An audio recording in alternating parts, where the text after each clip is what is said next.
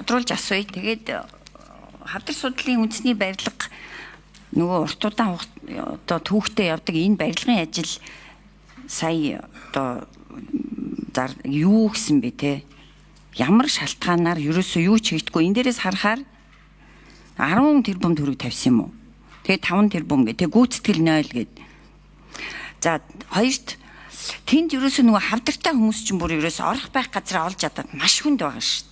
Тэгэхээр нодлон тэр тодгол ярих үеэр тэр 40 тэрбумыг одоо зөвгээ тавьсан юм уу? Яагаад тавьсан?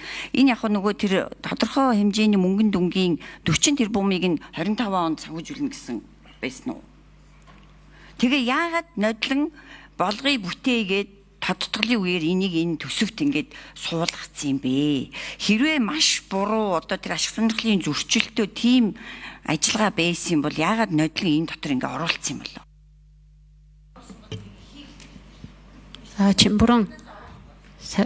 Чимбүрэн сайд хариулна. Бид нар байнгын хороогоор энэ чинь нэлээд ажил болж ич оруулсан ш та бас өөрөө мэдчихэж байгаа. Тэгэхээр энэ дээр нэг маш сайн тодорхой хариулаад өгнө.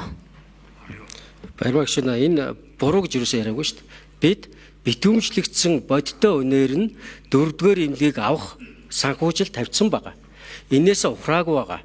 Тэгэхээр бүх процедур өөрөө хууль ёсны дагуу явахгүй бол жишээлбэл хөгжлийн банк өгөх хүсэлтэй боловч төлөөлөн удирдах зөвлөлийн зөвшөөрөл гаргаагүй байна.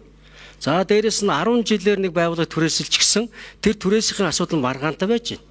За өнөөдөр надад авсан мэдээлэлээр бэлэгт тэр эзэмшигч хүн өөрөө би энийг үндгүй түрээслүүлнэ хавдар судлалын ороо гэд хавдар судлалын нүгэд орж байгаа ийм мэдээлэл байж байна. Бидэнд төсөв тавьсан энэ жилдээ санхүүжүүлэх 17 тэрбум төгрөг байж байгаа. Одоо жишээл худалдаад авах юм бол энэ жилийн эхний төлбөр нь 17 тэрбум төгрөг хийхэд бэлэн байж байгаа. Зөвхөн миний хэлж байгаа зүйл бол хууль ёсны дагуу бодиттой үнэтэй байвал энийг авахд ерөөсө татгалзах зүйл байхгүй.